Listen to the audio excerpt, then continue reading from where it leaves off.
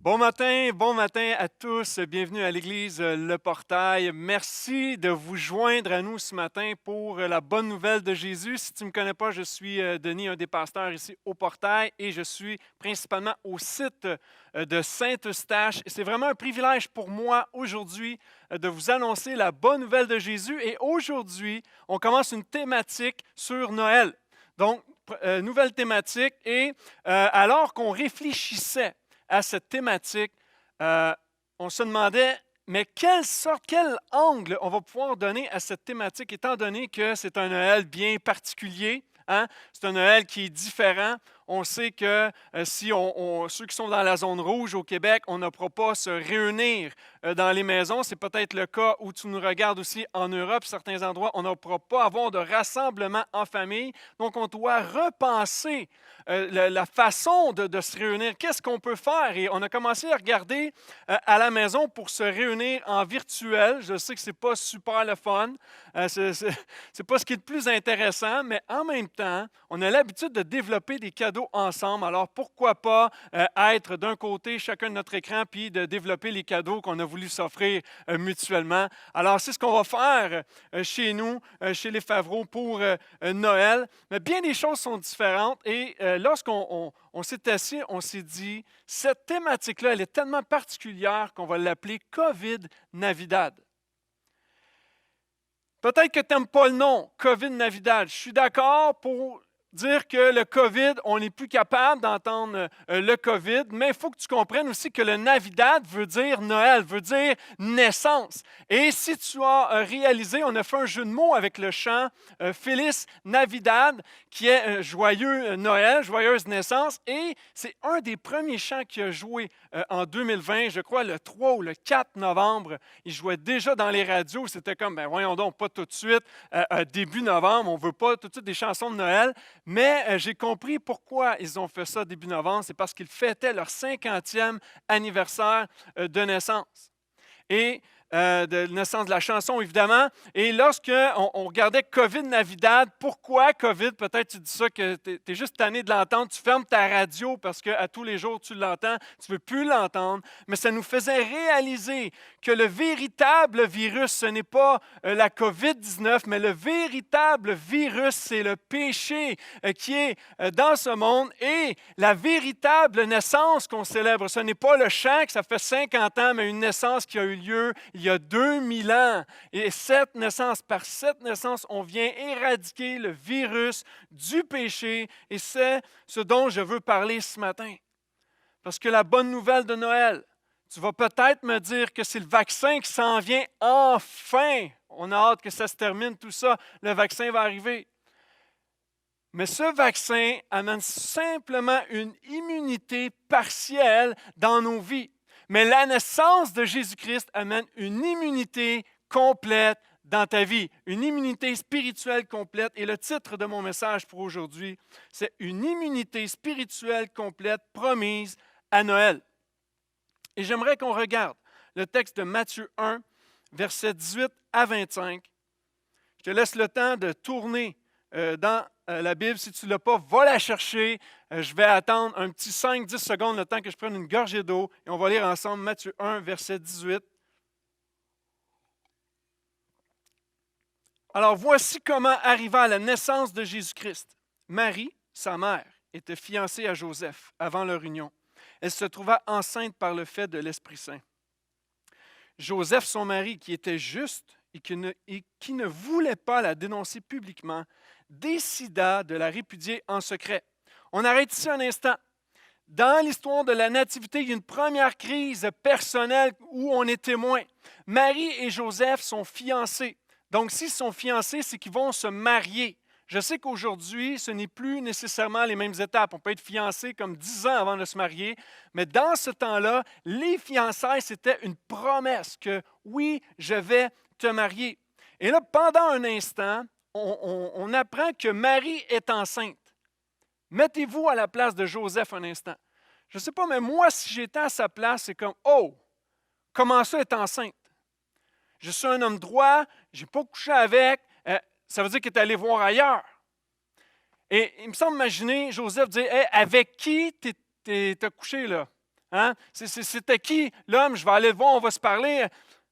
C'est arrivé où? J'espère que ce n'est pas arrivé chez nous. Puis il peut se poser toutes sortes de questions. Et ce que Joseph va faire à ce moment-là, c'est qu'il va décider de la répudier en secret. Autrement dit, il va rompre avec elle. C'est ce qu'il veut faire, du moins. Il veut rompre avec.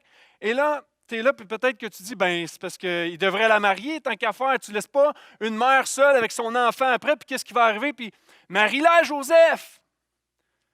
Je veux bien, mais le problème, c'est que ça paraît. Oui, puis, qu'est-ce que ça fait si ça paraît? C'est parce que si ça paraît, c'est que le village va le savoir. Il faut comprendre qu'à l'époque, lorsque tu commettais l'adultère, tu étais passible de lapidation. Et là, dans le contexte, les gens pourraient voir que, oh, elle a été adultère, elle peut être lapidée. Donc, ce n'est pas si simple que ça. Et Joseph, pour être politiquement correct, OK, on va se séparer. Je vais signer un acte de répudiation, on va être séparés. Il y a une crise personnelle qui prend place. Et peut-être qu'il y a une crise personnelle qui prend place dans ta vie aujourd'hui, alors qu'on approche de Noël. Il y a une crise personnelle qui est là. Écoute ce qui suit dans le texte. Comme il y pensait, Joseph pensait rompre. Il y a peut-être des choses que tu penses en ce moment de faire, des décisions douteuses que tu vas prendre, des actions, peut-être qui vont te coûter cher. Comme il y pensait, l'ange du Seigneur lui apparut en rêve et dit, « Joseph, fils de David, n'aie pas peur de prendre chez toi Marie, ta femme, car l'enfant qu'elle a conçu vient de l'Esprit Saint. Elle mettra au monde un fils, et tu l'appelleras du nom de Jésus, car c'est lui qui sauvera son peuple de ses péchés. » Trois choses que Dieu dit là-dedans à Joseph. Premièrement, il y a un ange. Hein? La conception des anges qu'on a aujourd'hui, c'est « Oh, j'ai un bel ange gardien qui me protège pour pas qu'il m'arrive rien. » Ce n'est pas ça ici. L'ange est toujours un messager de Dieu. Il y a un message bien précis à dire à Joseph. Donc ça, c'est une bonne nouvelle déjà pour Joseph. Il y a un message de Dieu ici. Deuxième chose, il va l'appeler fils de David. Et lorsqu'on parle de fils de David, c'est qu'on vient de la lignée du roi David et on annonce dans l'Ancien Testament que le Messie va venir de la lignée de David. Donc Dieu est en train de rappeler à Joseph, tu fais partie de la lignée de David, là où va venir le Messie. Donc il l'appelle fils de David.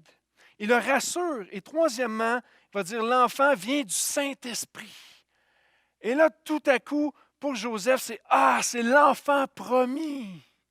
Donc, trois bonnes nouvelles qui est annoncées à Joseph. Et quel soulagement il pouvait avoir, non seulement du fait que, ma femme n'a pas été voir ailleurs, mais c'est un soulagement de plus encore pour l'humanité. Parce que l'ange lui a dit, c'est lui qui va sauver son peuple de ses péchés. Il savait que Jésus était celui pour sauver le peuple du péché.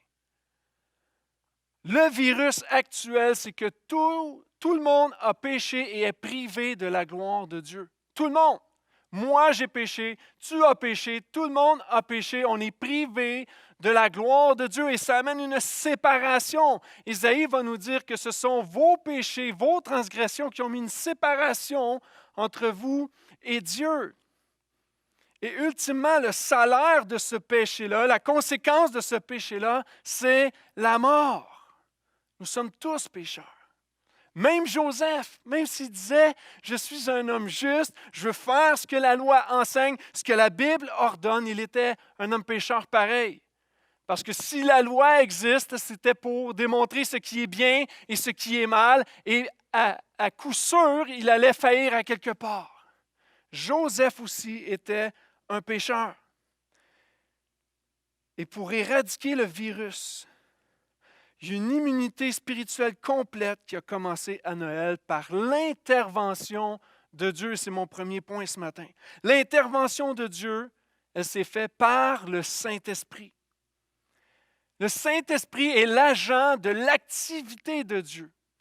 En fait, dans le Nouveau Testament, on voit clairement le Saint-Esprit. Dans l'Ancien Testament, on le voit comme le souffle, celui qui insuffle, qui va créer, qui va insuffler la vie dans un être humain pour que les choses soient créées ou prennent vie. C'est le rôle du Saint-Esprit. Et ce que nous avons besoin, c'est d'une intervention du Saint-Esprit dans nos vies.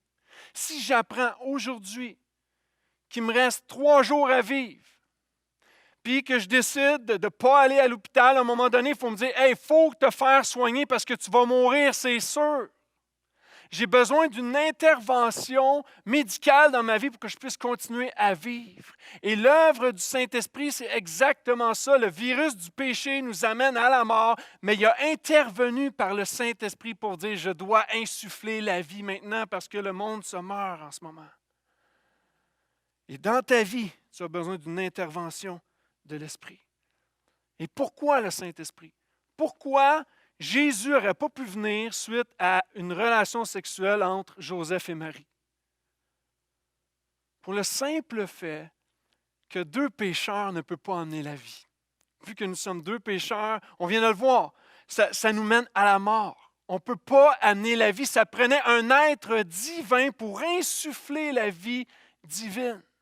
Et c'est pourquoi c'est le Saint-Esprit qui est venu sur Marie et elle a porté Jésus. Le Messie ne peut pas sortir de notre humanité parce que notre humanité n'est pas belle. On a du mépris, on a de la jalousie, on a le meurtre, l'adultère en nous. Il n'y a rien de bon qui peut sortir de nous. Alors Dieu devait intervenir. Il est intervenu en donnant la vie. Et non seulement la vie par un enfant, mais Jésus lui-même est la vie.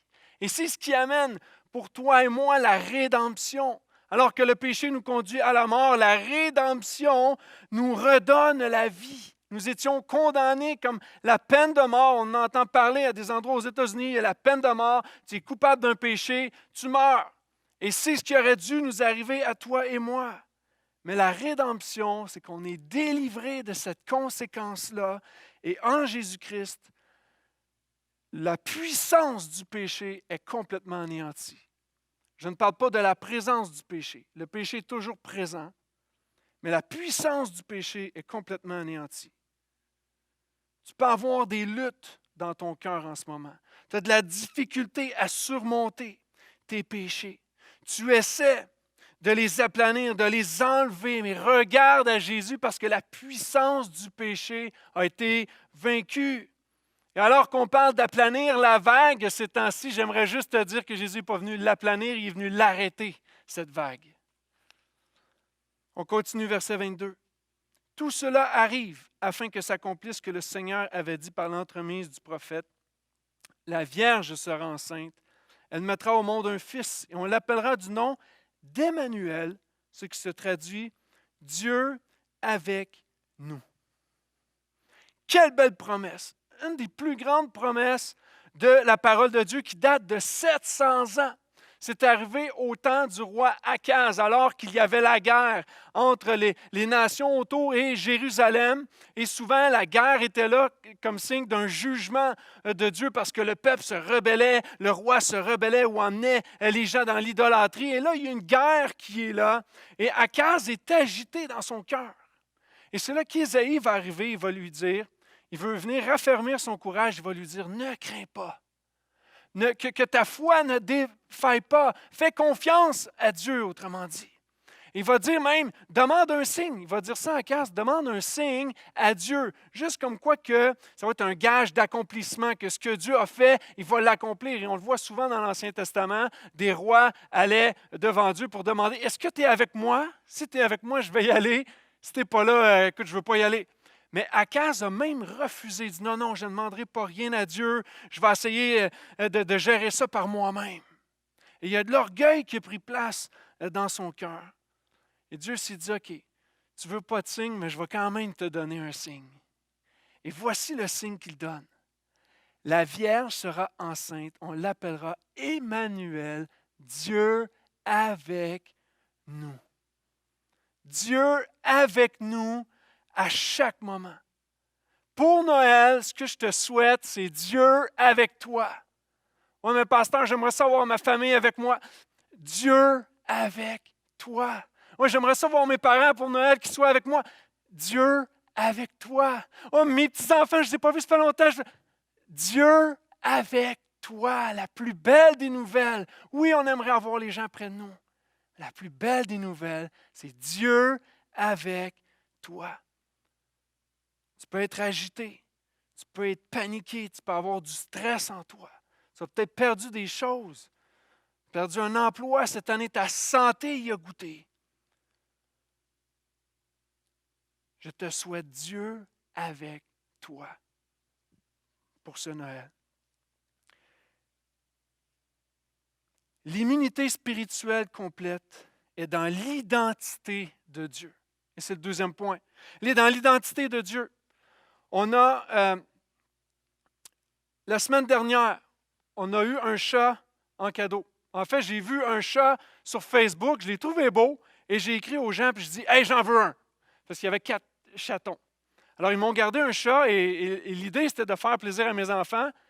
Mais pour être honnête, je voulais me faire plaisir à moi. Et ceux qui me connaissent de proche savent que je ne suis pas très chaton, mais là, je deviens gaga maintenant.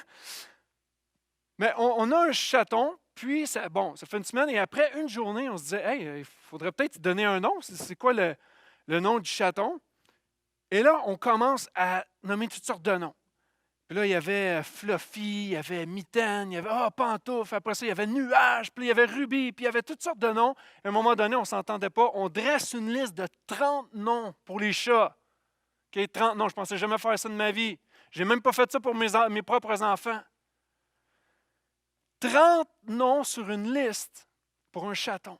Et là, à un moment donné, c'est réglé, parfait. On a regardé, OK, 4 sur 5, parce qu'on est 5 chez nous, OK, il y a 4 personnes sur 5 qui veulent ce nom-là, parfait. On les énumérait sur une feuille. On y allait par élimination, puis il restait 3 noms.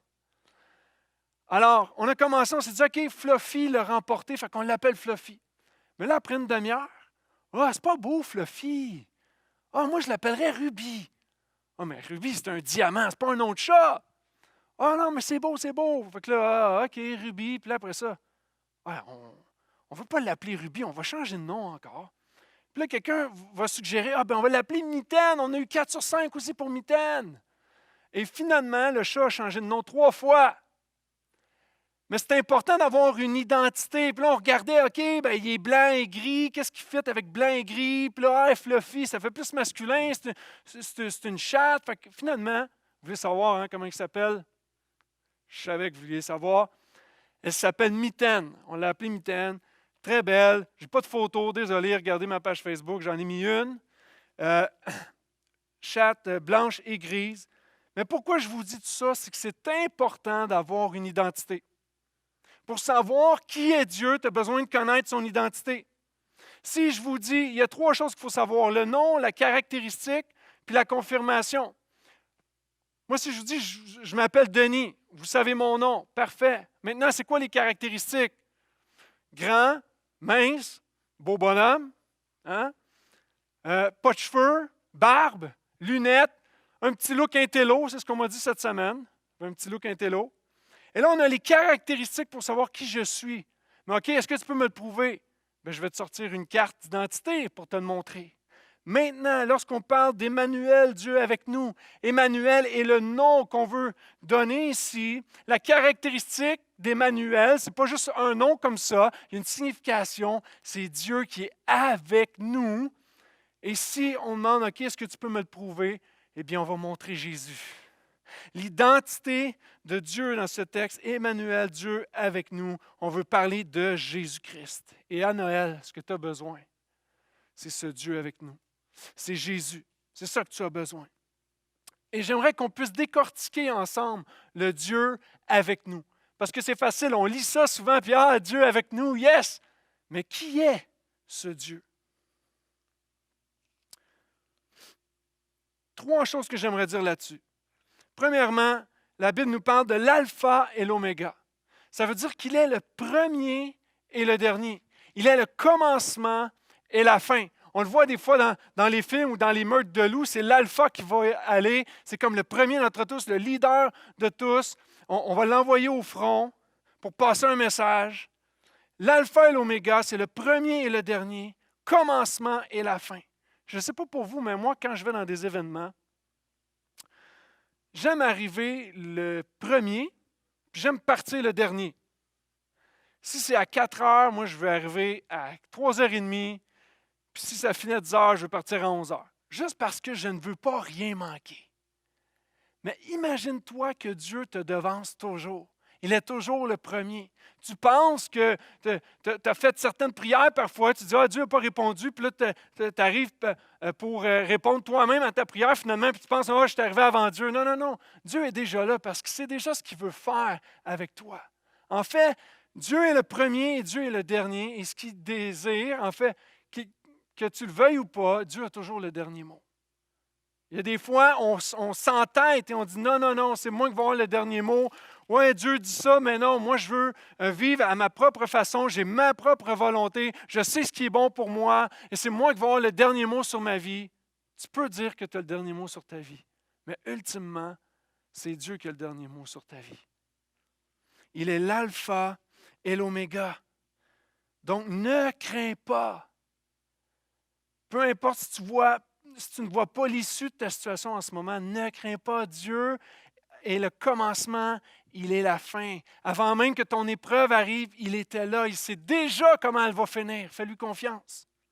Deuxième nom pour Dieu que je veux vous présenter, c'est le nom Adonai, un nom qu'on n'entend pas souvent, mais qui veut dire le Dieu souverain, le Dieu tout-puissant, celui qui règne en fait. Donc, c'est celui qui gouverne tout. Lorsque la neige tombe, la pluie tombe, le vent se lève, le soleil est là, la verdure, le cœur des rois, les nations, le virus. Tu penses que Dieu est pris au dépourvu avec ça, puis il manque de munitions, puis c'est pour ça que le virus continue? Non. Dieu est Adonai, il est Dieu souverain. C'est qu'il est au-dessus de tout ça. Il est en contrôle de tout ce qui prend place. Et il y a 3 caractéristiques particulière sur Dieu comme souverain, c'est qu'il est omniprésent. Toi et moi, on peut être à une place à la fois. Je suis devant une caméra en ce moment, je ne peux pas être ailleurs. Mais Dieu est omniprésent. Il ne sommeille ni ne dort, le gardien d'Israël que la Bible va nous dire. Il ne dort pas, donc il est toujours présent. Il est omniscient aussi. C'est à Dieu qu'appartient toute l'intelligence. On va dire de nos jours que la science avance, oui, mais laisse-moi te suggérer que c'est seulement des découvertes. Dieu avait déjà tout instauré, ce qui existe, tout l'univers que tu vois, la création, c'est de la création de Dieu. Il est omniscient, l'intelligence, c'est lui qui a toute cette intelligence, ça lui appartient. Donc si tu as des doutes, fais confiance à Dieu dans tes doutes. Demande-lui qu'il te guide, qu'il te donne de la sagesse, parce qu'à lui appartient l'intelligence. Il est omnipotent aussi, c'est-à-dire qu'il est tout-puissant, il n'y a aucune limite pour lui. Il n'y a rien qui va le surprendre, il peut tout faire. Toi et moi, on est limités. Dieu ne se limite pas au 5G, il est encore beaucoup plus puissant que ça. Si tu vis une épreuve, fais-lui confiance, il peut tout faire. Il peut abattre les murs qui sont devant toi. Il peut aplanir le sentier. Il n'y a rien d'impossible pour lui. Un autre nom pour Dieu, c'est Yahweh, qui veut dire éternel. Et quand on parle d'éternel, c'est un nom de grâce. Éternel, on dit au début, il est le commencement et la fin, mais c'est de toute éternité. Il a toujours été là, Dieu, tout le temps. Et lorsque Moïse va lui demander, mais c'est quoi ton nom? Il va lui dire, je suis. Et je trouve ça intéressant, je suis. À tout moment, à chaque instant, Dieu est là. Je suis. Je suis celui qui est et qui sera. Moi, je trouve ça réconfortant. Je ne sais pas de quelle façon tu te réconfortes dans le temps des fêtes. Peut-être que tu écoutes des films de Noël sur Netflix et tous les films finissent pareil. Il faut donner de l'amour à Noël. Mais ce qui est réconfortant, ce n'est pas une tasse de chocolat chaud ou d'un bon thé non plus. Mais c'est de savoir qu'il est là à chaque moment, à chaque instant. Le « je suis » veut dire que je suis fidèle. Je suis fidèle dans mon secours. Je suis fidèle dans mon pardon. Je suis fidèle dans mon amour. Je suis fidèle dans ma compassion, dans ma grâce. Je suis fidèle. Il n'y a ni changement, ni ombre de variation chez Dieu. Dieu ne changera pas d'idée du jour au lendemain. Ce qu'il a dit qu'il allait faire, il va l'accomplir. Il n'y a pas d'ombre en lui. Et souvent, on va dire, « Ah, il y a une tache sur mon dossier. » Mais il n'y a pas de tache sur le dossier de Dieu. Le dossier de Dieu, il est parfait. Le problème, c'est que tu crois qu'il a changé. Tu as déjà eu des moments avec Dieu où Dieu s'est révélé à toi personnellement. Là, tu as l'impression qu'il est loin. Tu dis, ah, Dieu il a changé. Avant, ce n'était pas comme ça. Il me semble qu'il répondait un peu plus à mes prières. Il me semble que j'avais plus la bénédiction de Dieu. Mais il n'a pas changé. C'est ton cœur qui a changé. Ton cœur s'est éloigné. Ton cœur a peut-être regardé à autre chose qu'à lui. Il est « je suis ». Et le dernier nom pour Dieu que j'aimerais te suggérer, c'est le mot « Père ». On le voit dans le Nouveau Testament, principalement le mot « Père », c'est pour établir une relation. C'était un Dieu qui dirigeait son peuple dans l'Ancien Testament, mais maintenant, le Nouveau Testament, c'est un pas plus loin. Il veut établir une relation avec toi et moi. Et le problème, pourquoi on a de la difficulté avec ça, c'est que l'image qu'on a de Dieu, elle est ternie. Pourquoi? On peut avoir le meilleur père sur terre. On peut avoir le pire père sur terre. Peut-être un père absent, un père qui n'a pas pris soin de nous. Mais tu peux avoir le meilleur père sur terre et pourtant tu vas avoir une image ternie de Dieu. Pourquoi? Simplement parce que ton père, mon père, le père de chacun de nous est pécheur. Et dès que le péché est entré, aussitôt qu'on commet le péché, on a une tache sur notre dossier. Et on a besoin de quelque chose de beaucoup plus grand. Et c'est pour ça que Dieu est notre Père, mais notre image, elle est ternie. Mais je veux t'inviter à croire par la foi que Dieu est le Père parfait. Tu le sais, si tu as la foi en Jésus, tu le sais très bien que Dieu peut être un Père pour toi. Le Père que tu n'as pas eu de façon terrestre, tu peux avoir une révélation du Père céleste qui prend soin de toi et qui est fidèle. Pour avoir une image exacte de Dieu, c'est là qu'on arrive au troisième point qui est l'incarnation de Dieu. Jésus est l'image du Dieu invisible. Dans Colossiens 1,15, on nous dit que Jésus est cette image du Dieu invisible. Et pour vous l'imager, souvent on peut avoir un profil, que ce soit Facebook, Instagram ou peu importe, tu as un profil. Qu'est-ce qui arrive lorsque tu t'inscris sur Facebook, par exemple? Il va juste avoir un icône vide où tu dois mettre ta photo. On va dire, mets ton avatar dessus. Ça ne veut pas dire que si tu ne mets rien, ça ne veut pas dire que ton compte n'existe pas. Non, tu peux être actif, tu peux être présent sur Facebook sans avoir d'image, mais on a besoin de mettre un avatar pour identifier c'est à qui ce compte-là. Et de la même manière, Dieu était présent, Dieu agissait, Dieu se manifestait, mais maintenant, il devait avoir une image visible de qui Dieu est. Donc, c'est Jésus qui est venu en s'incarnant pour démontrer, voici qui est mon Père. Jésus va dire, celui qui m'a vu, il a vu le Père. Lui et moi, on fait un. On fait un. Je connais des gens qui vont dire, Dieu, OK, je n'ai pas trop de misère avec Dieu. Mais Jésus, par exemple, je ne suis pas sûr. On ne peut pas les dissocier. Les deux sont une même personne. Ils sont parfaitement unis ensemble. C'est Dieu lui-même qui s'est incarné dans un homme qui est Jésus. Maintenant, une des raisons de l'incarnation, c'est pour révéler le Père.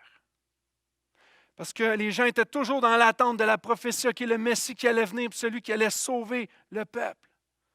Et maintenant qu'on voit Jésus, on voit le Père, donc c'était pour révéler le Père.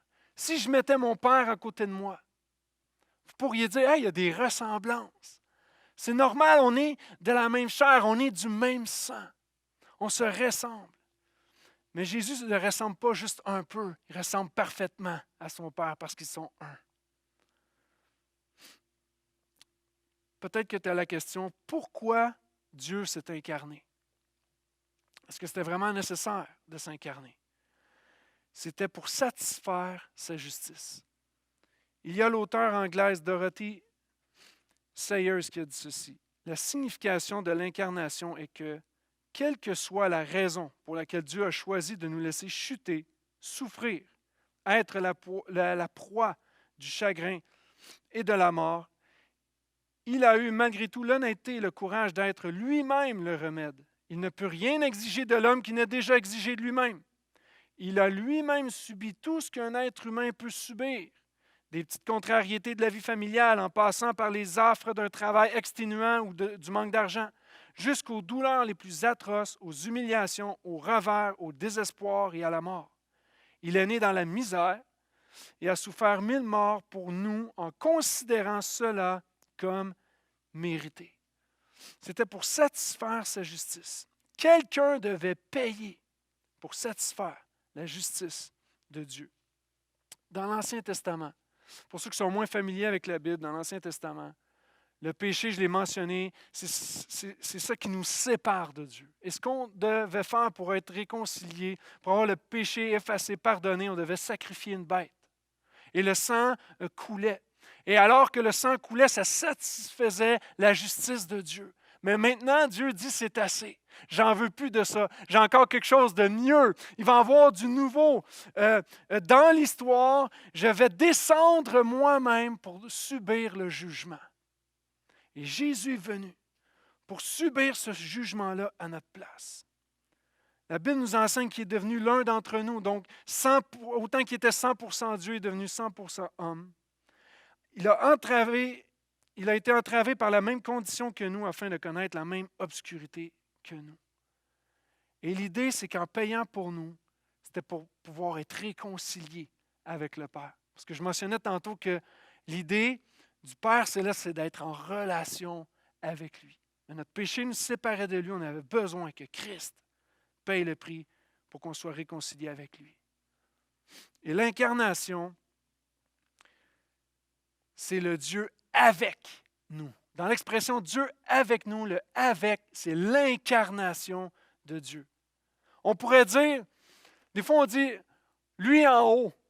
Mais quand on dit lui en haut, ça nous donne l'impression qu'il est inatteignable. Il est beaucoup trop loin, il doit être bien trop occupé. Lui en haut, c'est comme inatteignable. Pourtant, on peut avoir une relation personnelle avec lui. Donc, on va dire, Dieu est en avant de moi, puis quand je regarde, il est à des kilomètres de moi. Ce n'est pas ça, être avec nous. Être avec nous, est-ce que c'est, il marche avec moi, il est à côté de moi. Mais par exemple, Jésus reste à 2 mètres. C'est pas ça, être avec nous. Certains, même tu vas dire, moi là, Dieu avec nous, là, lui est loin derrière moi. J'ai tellement couru après, il ne s'est rien passé, j'ai essayé, puis pour moi, là, il est absent, Dieu. Il est loin derrière moi. Mais qu'est-ce que le Dieu avec nous dans l'incarnation? Il y a 2 ans à peu près, on avait fait du camping en famille. Puis à un moment donné, on voulait aller faire une activité, donc il fallait se changer. Puis là, ma femme a dit, je vais aller me changer dans la tente. Je dis, parfait. Je dis, je m'en viens aussi, je vais me changer. Puis là, une de mes filles, puis là, je ne voudrais pas la nommer, mais je vais la nommer pareil, je m'excuse. Mais Eva, elle va dire, mais là, vous allez vous changer en même temps? Je dis, ben oui. Quoi? Je dis, on est mariés. Puis là, ma plus jeune, Annabelle, elle va dire, ben là, Eva, ils ne se regarderont pas. Je vous laisse deviner la suite, si j'ai regardé ma femme ou pas. Mais l'idée ici, c'est que j'étais avec ma femme. Je n'étais pas à côté, à l'extérieur de la tente, en l'attendant ou juste en patientant comme ça. Non, j'étais avec elle et Dieu est avec nous. Dieu est dans notre intimité. Lorsqu'on pense à toutes sortes de choses, Dieu est dans nos... est là pour nous orienter dans nos pensées. Dieu est continuellement avec nous. Dans notre intimité la plus profonde, dans nos angoisses, dans nos peurs, nos craintes, Dieu est là. C'est ce que je veux te faire réaliser ce matin. L'incarnation de Dieu, ce n'est pas juste un concept populaire ou religieux, puis OK, Dieu, il s'est fait homme. Et après, non, il est avec toi dans ce que tu vis. Il est avec. Il n'est pas insensible à ça. Il est avec toi. Et voici les implications que ça apporte. Point numéro 4, l'implication de Dieu. On parle du nous. Le nous, il y a une implication. Dieu est avec moi, est avec toi. Puis je sais que tu m'écoutes et c'est peut-être toi qui vas dire, ouais, Dieu est avec les autres, mais il n'est pas avec moi. Dieu m'a abandonné. Il n'est pas avec moi. J'aimerais te dire que la promesse est pour tous. La promesse est pour tous. Si tu ne le vois pas, c'est probablement parce que tu ne le crois pas. Parce que lorsque tu le crois, tu vas voir l'œuvre de Dieu dans ta vie. Joseph et Marie, pour eux, c'était une promesse extraordinaire. Pour les Juifs, c'était une promesse extraordinaire. C'est Dieu avec nous. Hey, toute notre vie, on a respecté la loi parce qu'on voulait honorer Dieu. Maintenant, on l'a avec nous autres. Hey, ça ne peut pas être mieux que ça. Dieu est avec nous. Et c'est quoi les implications pratiques? Premièrement, la Bible dit qu'il est un sacrificateur fidèle. Ce que l'Hébreu nous dit, c'est qu'il n'est pas un grand prêtre incapable de compatir à nos faiblesses. En d'autres mots, Jésus est capable de se mettre à ta place. Moi, je pourrais te dire, tu me partages un besoin, je pourrais dire, hey, je me mets tellement à ta place. Puis tu pourrais me regarder et dire, non, tu n'es pas à ma place, justement. Tu n'es pas à ma place, tu ne sais pas tout ce que je vis. Mais Jésus, lui, sait ce que tu vis. Il comprend. Car du fait qu'il a souffert lui-même quand il a été mis à l'épreuve, il peut secourir ceux qui sont mis à l'épreuve. Tu souffres aujourd'hui. Tu as une épreuve. Tu luttes avec ton péché. Jésus sait exactement ce que tu vis. Exactement. Va à lui. Va à lui. Deuxièmement, une deuxième implication, c'est qu'il soustrait le péché passé, présent et futur. 2 Corinthiens va nous dire, celui qui n'a pas connu le péché, il l'a fait pour nous pécher, afin qu'en lui, nous devenions justice de Dieu. On a tous vu des films où il y avait des condamnés à mort ou des condamnés à la prison, à perpétuité, absolument pour rien, pour un crime qu'ils n'avaient pas commis. C'était une erreur de la personne. Et toi et moi, on a commis des péchés et on devrait être à perpétuité dans la prison, mais Jésus a été condamné à notre place. Et à cause de ça, le péché est soustrait, la puissance du péché est soustraite. Je veux t'encourager en disant, reste pas dans ta culpabilité. Tu reviens toujours, puis Seigneur, puis là tu te sens mal, puis tu as honte, puis tu te sens coupable. Ne reste pas dans cette culpabilité-là. Parce qu'il n'y a plus de condamnation pour celui et celle qui est en Jésus. Reste pas dans ta culpabilité. Repens-toi. Reçois le pardon de Dieu. C'est la troisième implication, c'est qu'il détruit les œuvres du diable. Quelle est l'œuvre du diable? Il vient pour voler, égorger et détruire. Mais Jésus vient détruire ces œuvres-là. Ça dit que toute armée forgée contre toi sera sans effet. Il n'y a aucun projectile, aucune arme qui peut venir à bout de Jésus. Alors, il n'y a aucune arme qui peut venir à bout de toi parce que Jésus est avec toi. Je continue, quatrième implication de l'incarnation, c'est qu'il veut aussi donner l'exemple d'une vie sainte. On a tous essayé d'être saints, d'être de bonnes personnes. Puis on regarde autour de nous, puis on se dit, hey, moi j'aimerais tellement être Mère Teresa. Mais le problème avec ça, c'est qu'il n'y a aucun pécheur qui se qualifie pour être un exemple. Le seul qui se qualifie, c'est Jésus-Christ. Parce qu'il a été soumis sans péché à des épreuves en tout point semblables à toi et moi. En tout point. Tu penses que Jésus n'a pas tout vécu? Il a été testé en tout point, mais sans péché. Alors, il est un exemple pour nous. Et une dernière implication de l'incarnation de Jésus-Christ, c'est pour préparer sa seconde venue.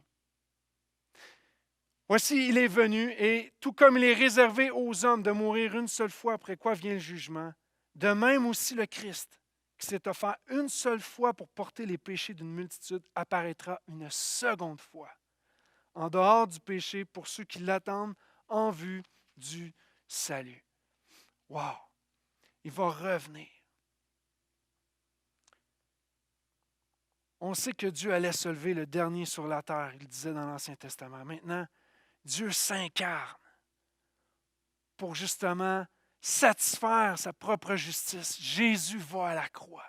Alors que certains pensent que tout est fini. Non, non, non. Il va y avoir une deuxième venue, la seconde venue de Jésus-Christ. Et d'ici là, qu'est-ce qu'elle fait, son incarnation? Il va dire, je serai avec vous tous les jours jusqu'à la fin du monde. Il n'a pas dit, je vais être avec vous un jour sur deux. Ou mettons là, sur un chiffre de 8 heures, je vais être avec vous 5 heures. Il n'a pas dit ça. À tous les jours. Dieu avec nous, c'est plus qu'un concept. C'est à tous les jours, Dieu marche avec toi. Si tu te sens seul, Dieu est avec toi. Ton mariage bat de l'aile. Dieu est avec toi. Tu vis un deuil, tu penses que tout le monde t'a laissé tomber. Dieu est avec toi. Tu souffres en ce moment. Dieu est avec toi. Tu ne sais plus quoi faire de tes finances. Tu as perdu ton emploi. Dieu est avec toi. Des problèmes de santé majeurs. Dieu est avec toi. Tu ne sais plus quoi faire avec tes enfants. Dieu est avec toi. Dieu veille sur toi et Dieu veille sur eux aussi. Et quelle devrait être notre réponse à tout ça? Alors que je termine. La réponse du chrétien. Voici ce que Joseph va faire. À son réveil, Joseph fit ce que l'ange du Seigneur lui avait ordonné et il prit sa femme chez lui. Mais il n'eut pas de relation avec elle jusqu'à ce qu'elle eût mis au monde un fils qu'il appela du nom de Jésus. J'aime ça, ce que je lis. Joseph fit ce que l'ange du Seigneur lui avait ordonné. Puis il l'a pris comme femme. Il faut se rappeler, Joseph il était sous le choc. Ma femme est enceinte. Il avait peur de savoir qu'est-ce qui va arriver. Est-ce qu'on va me juger? Il voulait tout arrêter. C'est pas vrai que je vais rentrer dans le mariage avec un enfant qui n'est pas le mien. Il voulait tout arrêter là. Il voulait protéger sa réputation. Mais alors que Dieu lui parle, qu'il fait une confirmation de la promesse, il dit, OK, je vais te faire confiance. C'est sûr que c'est quelque chose d'extraordinaire. Je ne comprends peut-être pas tout là-dedans. Je suis ébranlé encore. Peut-être que les gens vont me juger. Ils vont me rejeter. Mais je vais te faire confiance. Et ici, je crois que notre réponse, c'est de réaliser l'importance de Dieu dans nos vies. Joseph a réalisé l'importance de Dieu dans sa vie. Il savait déjà, ça dit qu'il était un homme juste, donc il respectait bien la loi de Dieu. Dieu est important pour lui, mais encore plus maintenant, parce qu'il voit que sa parole est la vérité, que ses promesses sont certaines, que ce qui est prophétisé, ce qui va venir, arrive. Donc, il a placé sa confiance en lui. Et j'ai une question pour toi. Où en es-tu en ce moment? En ce moment même. Où en es-tu avec Dieu? Quelle est ta réflexion? Quel est ton rapport ou ta relation avec Dieu? Est-ce que Dieu est important pour toi? Est-ce que tu réalises ce que Dieu est venu faire dans ce temps de Noël? J'aimerais te dire que le plus important à Noël n'est pas de retrouver une vie normale en 2021. Ce n'est pas ça le plus important. Je ne dis pas que ce n'est pas important, mais ce n'est pas ça le plus important. Le plus important, ce n'est pas les vaccins. Le plus important, ce n'est pas les soupers de famille. Le plus important, ce n'est pas les cadeaux qu'on peut donner ou recevoir. Le plus important, ce n'est pas les tourtières. Le plus important, ce n'est pas de recevoir un petit peu d'amour puis un petit peu de pardon en ce temps des fêtes. L'important, c'est de recevoir l'immunité spirituelle complète dans la personne de Jésus-Christ. Et j'aimerais terminer en prière. et faire un appel bien simple, là où tu es. Tu peux fermer tes yeux si tu veux, tu peux pencher la tête ou tu peux me regarder aussi. Mais deux choses. La première, je veux t'inviter à placer ta confiance en Christ. Tu n'as peut-être pas tout saisi, mais pour toi, il y a eu quelque chose de nouveau qui s'est passé. Ce n'est pas juste un Dieu abstrait, c'est un Dieu concret. Il est venu sur terre parce qu'il fallait qu'une justice soit payée. Puis c'est vrai qu'avec toutes mes gaffes, tous mes péchés, je ne vaux pas grand-chose. Puis j'ai compris que Jésus est né exprès pour aller à la croix, pour payer pour moi et que j'ai la vie en lui. Et si tu réalises ça ce matin, je veux juste t'inviter à placer ta confiance en lui, à mettre ta foi, placer ta foi en Jésus-Christ. Puis je vais prier avec toi dans un instant. Et le deuxième appel, tu peux être un chrétien depuis longtemps, quelqu'un du portail ou pas. Et ton focus est allé complètement ailleurs. Pendant ce temps des fêtes, ton focus, ça a été les complots. Ton focus, ça a été juste la COVID. Ton focus a été sur qu'est-ce qui va arriver avec le vaccin. Ton focus, ça a été l'école, ça a été le travail, ça a été tout ce qui ne va pas bien dans ta vie. Ça a été ça ton focus. Juste t'inviter à te recentrer, à replacer ta confiance en Jésus. Pas dans les choses qui sont ébranlables dans ce monde, pas dans la bourse, pas dans tes REER. Tout ça va passer, mais Jésus ne passera pas. Je veux t'inviter à replacer ta confiance en Jésus. Prions ensemble. Seigneur, merci pour ta parole. Merci pour cette bonne nouvelle de Noël. Merci de cette promesse d'immunité, Seigneur, alors que le virus est venu ravager, le virus du péché est venu ravager nos cœurs, ravager nos âmes.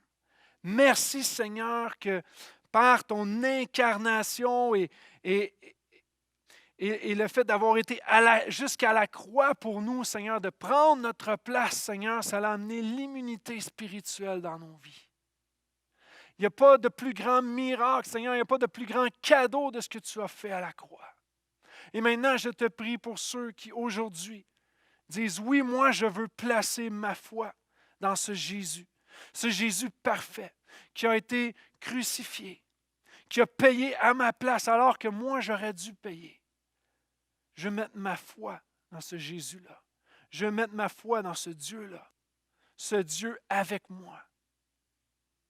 Seigneur, je prie que tu les diriges, que tu suscites en eux cette nouvelle naissance spirituelle. On parlait de l'Esprit qui crée, qui met la vie, qui insuffle la vie en nous. Je prie que tu le fasses maintenant, Saint-Esprit, dans leur vie. Je prie aussi, Seigneur, pour les chrétiens du portail ou ailleurs, qui écoutent ce message et qui réalisent que leur focus était loin de toi. Et que oui, le Dieu avec nous, c'était peut-être un beau concept jusqu'à aujourd'hui. Mais qui réalisent que, Seigneur, c'est vrai, tu es avec moi.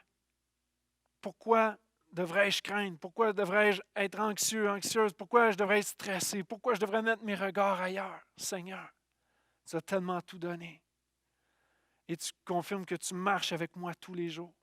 Donc, je prie, Seigneur, que ces gens replacent leur foi en toi, recentrent, Seigneur, refocalise leur foi sur toi, Seigneur. Je te remets entre tes mains, Seigneur, et je te remercie pour ta parole. Et je prie qu'ensemble, Seigneur, nous puissions célébrer ton nom plus que tout dans ce temps des fêtes, alors que peut-être certaines choses nous sont retirées, Seigneur. Tu nous seras jamais retirés. Tu es avec nous, peu importe les circonstances, et on te rend gloire pour cela. Dans le nom de Jésus. Amen.